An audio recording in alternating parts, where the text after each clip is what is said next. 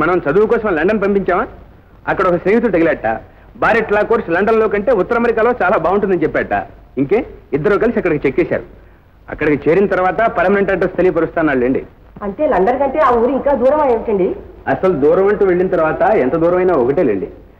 అయినా ఈ రాకెట్ యుగంలో దేశానికి గంటగా ప్రయాణం. అయితే ఇంకే అబ్బాయికి ఎక్కడ బాగుంటే అక్కడే చదువుకోనివ్వండి. That is fine. అది సరే, కావాలి వాళ్ళేమో ఉత్తరం రాశారు. అబ్బాయి గారు తిరిగి వచ్చే వరకు ఆగడానికి వాళ్ళకి ఏమీ అభ్యంతరం లేదట. అమ్మాయి చక్కని చుక్క, మన ఇంట్లో అన్ని విషయాలు సరి చేయగల సమర్థురాలు. మీరే ఉంటారు.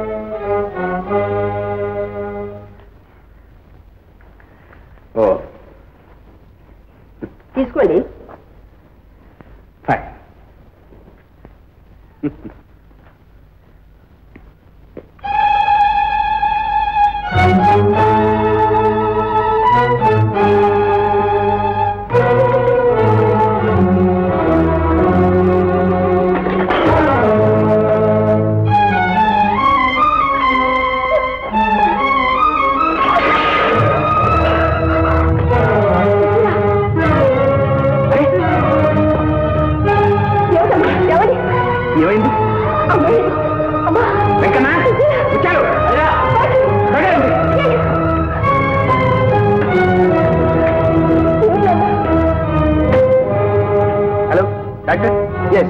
నేను ప్రకాష్ మాట్లాడుతున్నాను.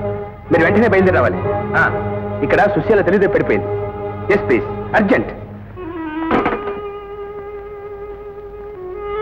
ఏం భయం లేదు, అదే సర్దుకుంటుంది. అమ్మాయి ఉన్నట్టుండి పడిపోయింది. ఏదైనా మంచి మంది ఇవ్వండి డాక్టర్ గారు.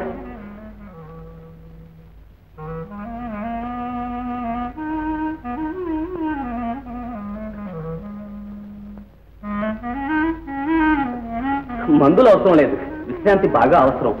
అమ్మాయికి నిద్ర తప్పింది. శీలా, ఇలా రా. ఏమ్మా? ఇలా కూర్చో. నువ్వు మా పాత సుశీలవు కాదు. కడుపులో ఏదో దాచుకోలేక బాధపడుతున్నాను. తల్లి లాంటి దాన్ని నా దగ్గర దాపరకం ఎందుకు? నేను కనిపించిన తల్లినే గాని గుడ్డోల్ని కాదుగా. డాక్టర్ గారు మాతో అంతా చెప్పారు. తప్పు చేయడం మానవ సహజం. సృష్టి మొదటి నుంచి స్త్రీని పురుషుడు లొంగతీస్తూనే వచ్చాడు. లవకుశుల జనన కాలంలో సీతాదేవి కూడా భర్త తిరస్కృతి. యుగ పురుషుడైన భరతుడు జన్మించింది దుష్యంతుని రాజమందిరంలో కాదమ్మా, అడవిలో అనాథగానే జన్మించాడు. ఈ దురాచారం మగవాడిలో ఆది నుంచి ఉంది. అమ్మా, నీ మనసు హరించి నిన్ను కాదని తోసిపుచ్చింది ఎవరు? చెప్పు తల్లి, చెప్పు. అదే మా పాయింట్. ఇవాళతో అటు ఇటు తేలిపోవాలి. నిజాన్ని నిర్భయంగా చెప్పు. అవతల వాడు లక్షాధికారైన భయం లేదు. కోరిన కట్నం ఇచ్చి నిన్ను కన్యాదానం చేస్తాం.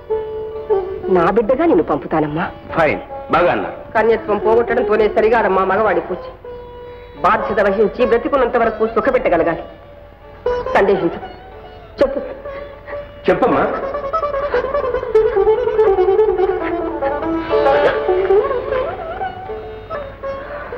పొట్టి అమాయకురాలు.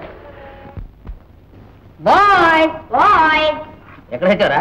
బయట అమ్మగారి కోసం పేషెంట్ వస్తే కూర్చోబెడుతున్నాను సార్. అమ్మగారు వచ్చింది అంతంత మాత్రం ఆశయంగా వస్తారు. మధ్యన పేషెంట్లు ఆవిడకి నాకు ఇలా పిల్లలు ఏంటి సార్? మందులు ఇస్తాను.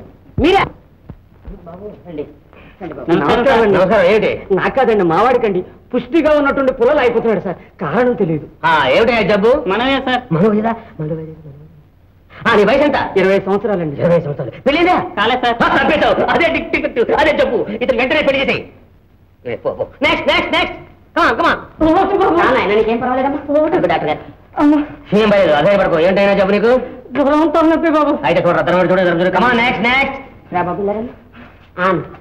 ఏంటమ్మా? అమ్మో సార్, ఈ జ్వరానికి థర్మోమీటర్ పొడుగు చాలట్లేదు సార్. థర్మోమీటర్ పెట్టు. థర్మోమీటర్ లేదు సార్ మనకి. 2 థర్మోమీటర్ పెట్టరా? ఇవ్వండి సార్.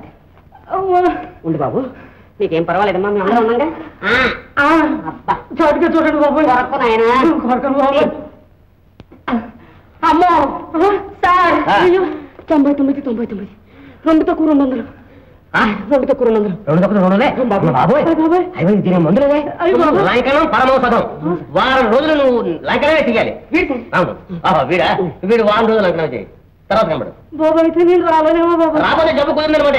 నీకు అంతగా కలిగి ఉంటే చారు తగ్గు. వెళ్ళు. సరే బాబా.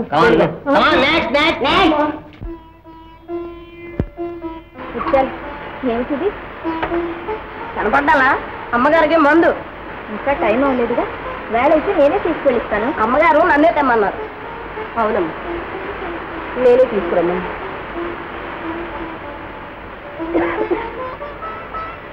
నేను ఎక్కువగా శ్రమ పడకూడదని డాక్టర్ గారు చెప్పారు. నువ్వు వెళ్ళి తీసుకుంటా.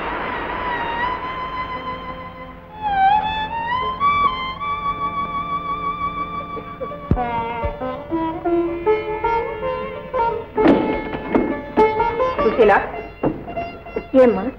నువ్వు ఆ గదిలోకి వెళ్ళొద్దాం. పూజా మందిరం అంటే చాలా పునీతమైంది. మడిగా పూజ చేయడం కానప్పుడు మానేయడమే మంచిది. అమ్మా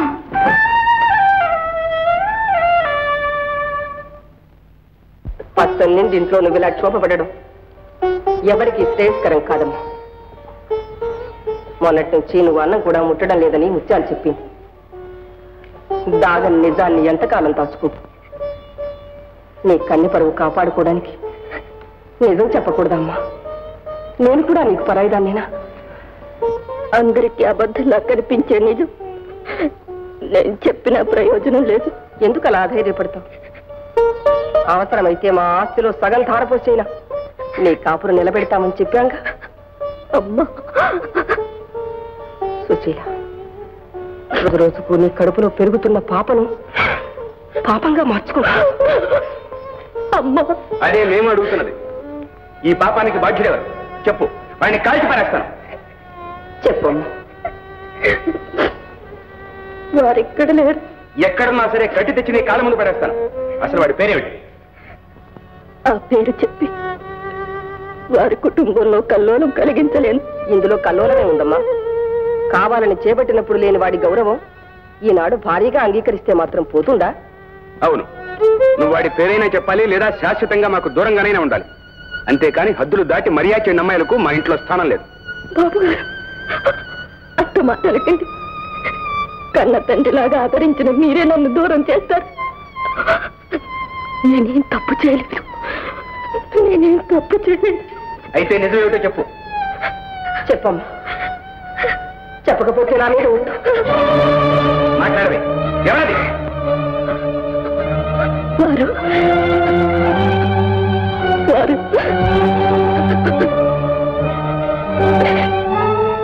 మీ అబ్బాయి. అవునమ్మా, నా కడుపులో పెరిగే ఈ పాప మీ వంశానుకులమే. ఆపుని గట్టుకట. దురాశతో వంశపకే ద్రోహం చేయాలనుకున్నావా? కాని పొందు రుజువు చేసి కల్లబల్లి మాటలు చెప్పి ఇంటికి ఇలా అయిపోదాం అనుకున్నావా? బాబు గారు, రావు బహదూర్ గారింట్లో ఈ రభస్ అంటే మేము నలుగురిలో తలెత్తు తిరిగేదలా. వెళ్ళు. నువ్వు ఇంట్లో ఒక క్షణం ఉంటానికి లేదు. బాబు గారు,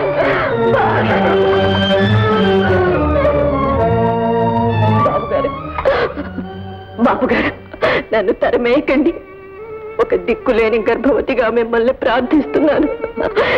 మీరు తెలుసుకునే వరకు నన్ను ఇక్కడే ఉండనివ్వండి. నిజాలు వాళ్ళకేం తెలుసు? నీ పుట్టు పూర్వోత్తరాలు నేను చెప్తాను. నువ్వు ఇక్కడ కూడా వచ్చావా? ఎవరు నువ్వు? ఆ సుశీల భర్తను. కట్టుకున్న వారి కంట్లో కారం కొట్టి ఎంతకాలం తప్పించుకు తిరుగుదామనుకున్నావు? బాబు కాదు బాబు, ఆ వేళ వీడే నాకు కూడా పడితే మీరు రక్షించారు. నా వాళ్ళకి దూరం కావడానికి కూడా కారణం వీడే. ఇది మాటలో నేర్చిన మాయలాడి నన్ను మోసగించి ఇలా కనపడకుండా తిరుగుతూ ఉంది. అబద్ధం, అబద్ధం, అంత అబద్ధం. ఏమి? నేను నీ భర్త వినడం అబద్ధమా? నీ కట్టిన తాళి మెళ్ళో ఉండగా కాదనే వాళ్ళెవరు? అదిగో నీ కట్టిన తాళి. కావలిస్తే చూడండి. ఎంత మోసం! నీ మెళ్ళో తాళి కూడా ఉందా? కన్ని పిల్లల నాటకమాడి మమ్మల్ని మోసగిస్తావా? తిన్న ఇంటికే ద్రోహం తలపెడతావా? అమాయకుడైన నా బిడ్డను నీ పాపానికి ఆహుతి చేసి నీ సంతతి మా సంతతిగా ప్రకటించి మా పరువు పాడు చేయాలనుకున్నావా? అమ్మా, నీకు ఆశ్రయం ఇవ్వడమే మహా అపచారం. ఇక నీ మొగ నాకు చూపి.